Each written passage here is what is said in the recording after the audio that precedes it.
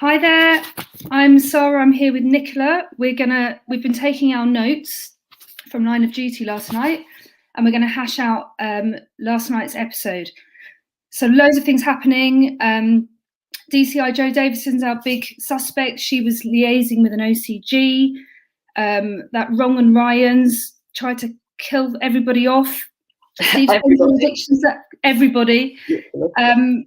And woe betide anyone who gets in Hastings' way of finding bent coppers. We've got a lot to talk about, so let's get stuck into it.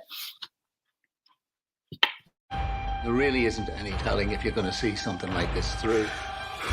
I'm just counting on all of you to carry the fire. Request urgent armed assistance!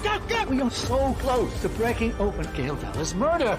Tell us who's giving the order. No!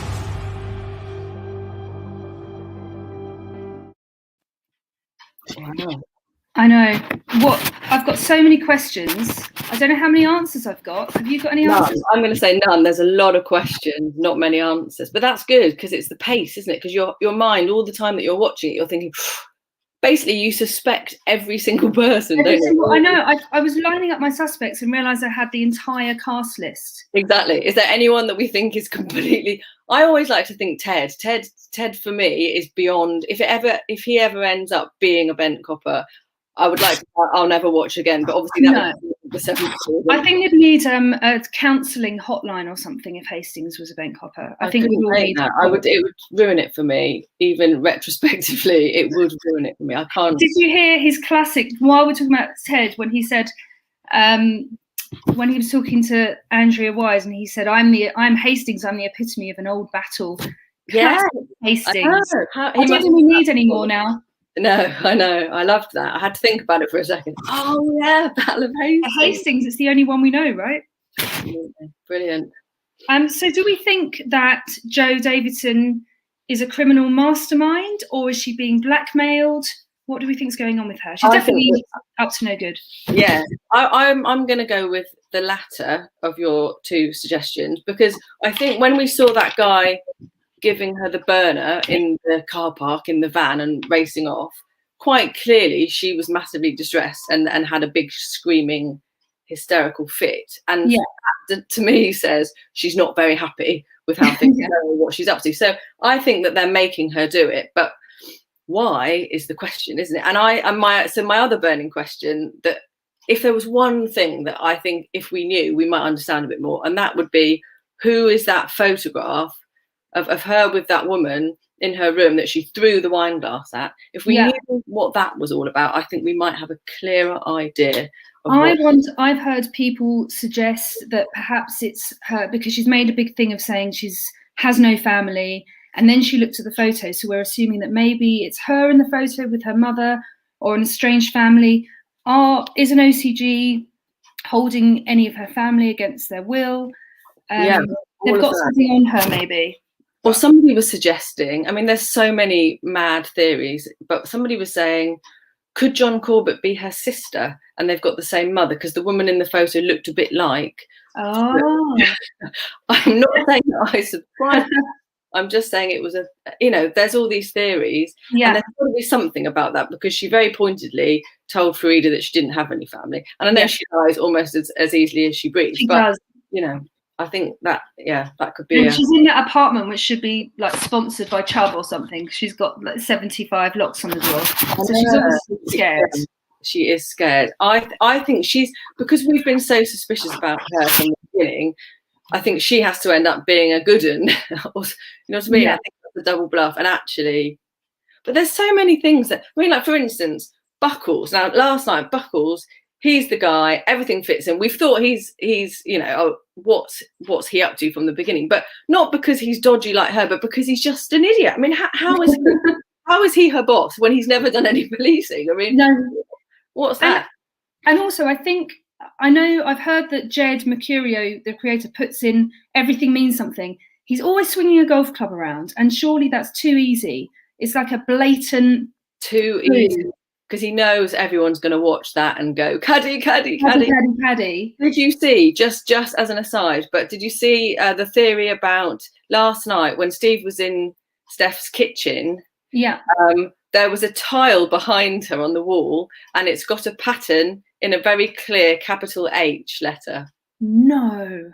What could that mean? I mean, I've seen the grab. It's like, wow, it really is an H. Really, and if I think it's doing this. Ed says that it all means something. Yeah, or he's just because he likes to plant little clues for fans, doesn't he? So maybe they said that they go around the production and they put little things backstage just to wind us up. Well, clues and red herrings, and we have to try and work out which is which exactly. We need to talk about Ryan. Yeah, we do. Ryan. Well, I liked your suggestion that he should have changed his name, because that's exactly what I thought. And I was thinking, if you've got this horrible past which links you completely to an OCG, organised crime group, why would you then join the police with your real name, going, yes, that was it's me, no shock. And there was a slight suggestion that the documents were overlooked when he joined the police force. That seems a bit unlikely, but anyway, we'll let that slide. Yeah, I mean, I don't, but I mean, I love him being there, because it's so nice for those of us that have watched it all the way through to see these people popping back up from the previous series. He's grown up on screen. It's like a soap actor. He's just been there every year. It's been a long time since those early ones. But then, did you see last night when Farida had her wrist broken by that prison warden? Familiar prison warden. Yes, and then it turns out there was a big. I must admit, I thought, and I didn't even have time to properly recognise her. But thankfully, on social media, everyone else did it for me, and it's the one from series 2 that poured boiling water over. Yeah, burnt Lindsay's hands. Is that right? Yeah. We've got Nathan Mead. I've seen a question from a viewer. So I just asked, saying, where did the money in Steph's attic come from? Have you got a theory on that? I wondered if it was the actual money that Ted gave. Yeah. Ted gave her a stuffed envelope, didn't he? I think I might be wrong. I think that Ted in the last season felt so guilty over John's murder that he gave her like 50 grand in an envelope. He did. And it was dodgy money, wasn't it? But he managed to sort of siphon it off and give it to her because she was going to need it. Yeah. And now Steve's investigating that. And Steve, I keep jumping around because I've got too many things going on in my head. We were talking about Ryan, but now Steve has slept with Steph. Well, he hasn't slept. He's literally slept with Steph. That's true. That's true. Had a little snooze. Yeah. Nothing untoward happened. Poor Steve. We've got to get on to Steve in a minute. Oh, here we go. We've got Matthew Brown saying Hastings had 50k left over. Gave it to her to try and compensate. Okay, we've cracked that one. Exactly that. But is that the same money then? Because there was some suggestion that, well, because why is Ted still meeting her? And when she turned up in the police HQ, he looked a bit like, Steph, you mustn't come here. Like why are they? Yeah, trying to get more money out of him. I feel like there's more to Steph. There must be more to Steph. Otherwise, it feels like an unnecessary plot line for her to still be there. Yeah. With Steve and Ted both meeting up with her secretly. Exactly. Why are they? Is Steve just trying to find out? Is he just knows that he wants to know what Ted and Steph are up to because he saw them? Yeah, I mean, but then so what? If he found out Ted gave her the money and that was that, it feels, unless of course it's another plot line to try and distract us. Well, unless, and if Jo Davidson ends up being somehow related to Corbett, as one fan had a theory, then that would tie it together a bit, wouldn't it? True. Yeah. I don't know. I feel like I need some kind of qualification to answer all this. I know. But this is the thing. No one knows. We can only consider, can't we? One thing I would like to know, right? You might, when they go and look for fridge freezers in recycling places, dumps. Yeah. How do they know? They said, we found the fridge freezer. How on earth do they know that they've got the right one? Because the only person that can say that's my fridge freezer would be Terry Boyle, and presumably, he was busy, with someone trying to drown him at the time. So how could they know? And then I'm presuming there's some kind of code or serial white goods number on the back or something. Did they have that? Or maybe because if it was a council property, was it a council property? They know. I don't know. I don't know. And now they found the exact fridge freezer before they've done the forensics on it. That was they found the blood. But then before that, you're going, yeah, I've got this. That was all pretty quick. Hundreds of them. Yeah. Oh, hang on. We've got Anne asking, does Steve get his drugs from his doctor? So, Steve, haven't we? We've seen him going into different pharmacies and buying the maximum amount you're allowed to buy in different shops. So I think they must be the strongest over-the-counter ones. We've also seen a prescription because they had lots of Easter eggs for the show where they had different clues that you could find off screen. And one of them that's been going around online is a picture of a prescription for Steve.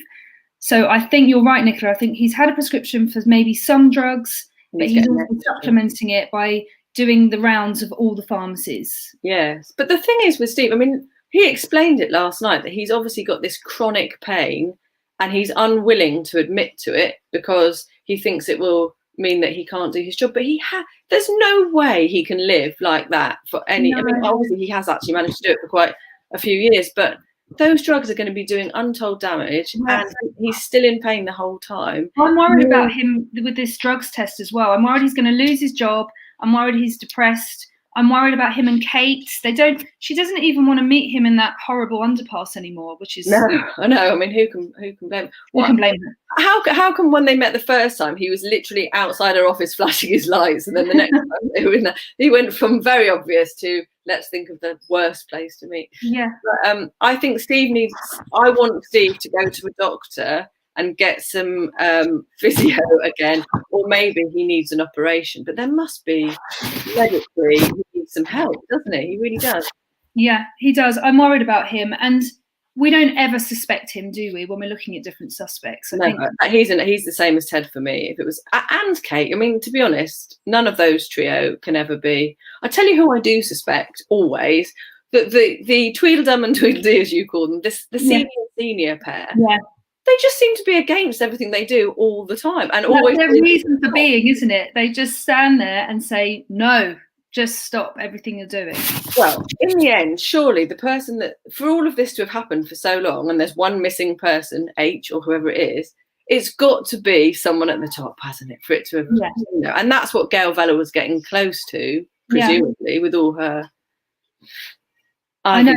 Yeah, and it links to because what is he? DSU. I'm very confused with all the different names. DSU Buckells, as he's now been arrested for perverting the cause of the cause of justice. They could easily have those missing files. They could have popped in the back of his car. And then what were the other things? I mean, he did the surveillance thing was weird, wasn't it? There was a 3.5 hour window, but then. And it's too obvious. I think on episode 3, to have somebody taken off in handcuffs is too easy. Exactly. We don't believe it, do we? Because we think he's just a bit of an idiot. He's not clever enough to be that person, unless he's doing an amazing double bluff of he's just all about the PR opportunities. Although it is weird that Ryan Pilkington was his appointment and he's a family friend. Yeah, well, family friend, exactly. And does Ryan know Jo already, do we think? Yeah, see, that's the thing. There's no outward sign. We as the audience don't know that, but we suspect it, don't we? Because if she's in cahoots with them, as we know she is, because we see her doing her little computer messages, then would they have told her, oh, we're putting Ryan in and he's going to be trying to kill everybody? Yeah. We've had a question here. Do you think they'll find DNA at the couple's apartment to prove they were in a relationship? This is from Fire Rye Red. I think this person means Farida and Jo. No, yeah, I think. Jo looked worried, didn't she? And the fact is, if she was living there until recently or spending a lot of time there, they'll find some DNA, and then because she's already lied, she's just lied to Kate. Yeah. If we're accepting that that exchange that we saw between Jo and Farida right at the beginning, if that's genuine and that was them ending the relationship and her picking up her stuff, then we know she's lying because she told Kate nothing was going on. Yeah. I know, and I feel sorry for Farida because she was a suspect for about 5 minutes, wasn't she? Back at the end of a couple of episodes ago, but I think she just had her wrist broken by dodgy prison warden. Oh, we've got some people here now saying Kate is definitely undercover. Well, Kate's being weird. It doesn't feel like normal Kate this time. It feels like, it was weird, wasn't it, when she was just on the MIT and suddenly wasn't in AC12 anymore, and everyone's being a bit. So I can see that people would think that she might have been put there, and we're going to find out that why she's there. Right? I'd like to know if her flirtation with Jo is genuine or part of the. I don't think it's genuine. No, maybe if these people here are correct and she's undercover, deep, no one knows. Or, I mean, Ted would know though, wouldn't he? But maybe, I don't know. I don't. Do you feel like the more questions we're asking, the more questions we have, the less we know?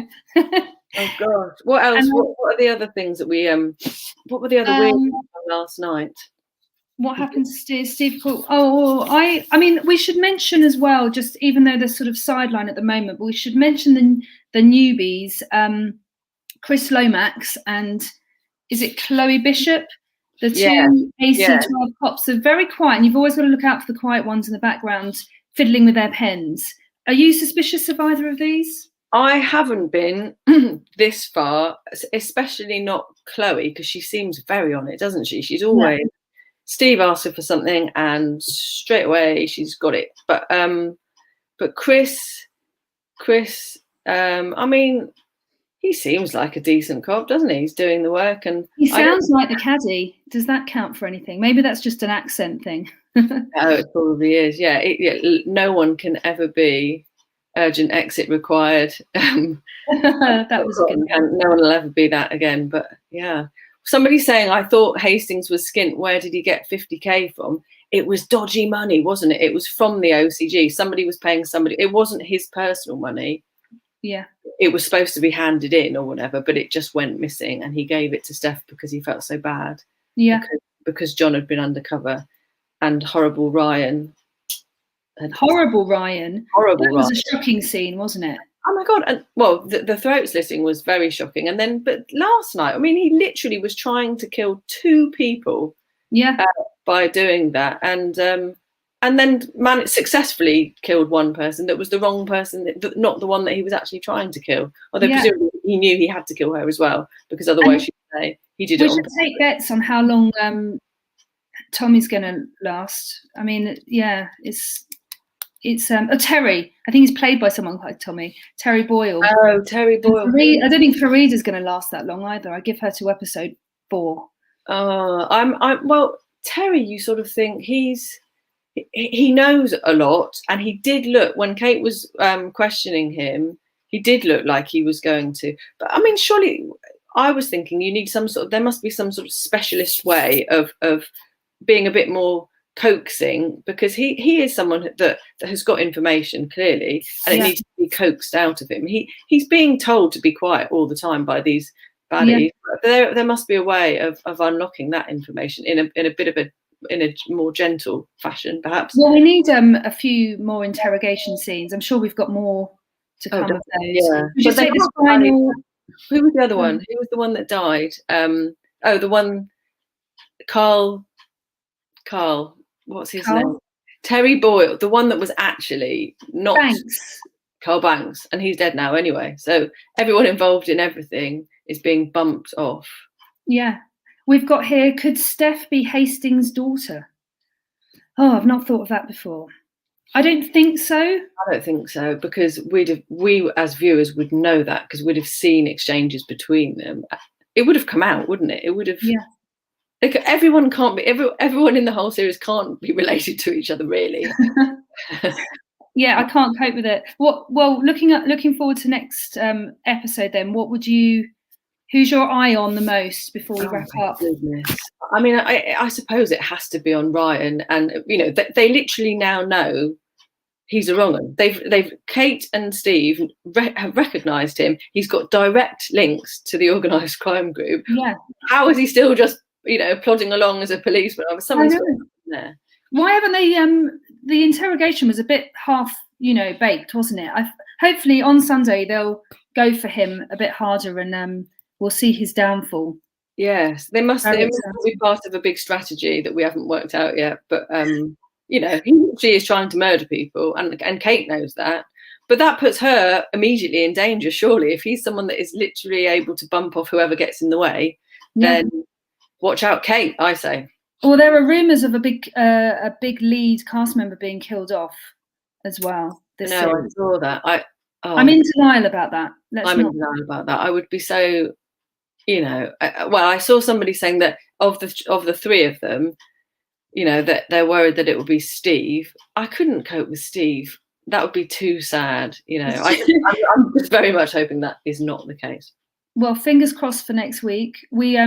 I'm not sure whether we've answered more or asked more questions, but we will be taking notes, and we'll be back next week. Do it again. Thanks, everyone. Okay, see you soon. Bye.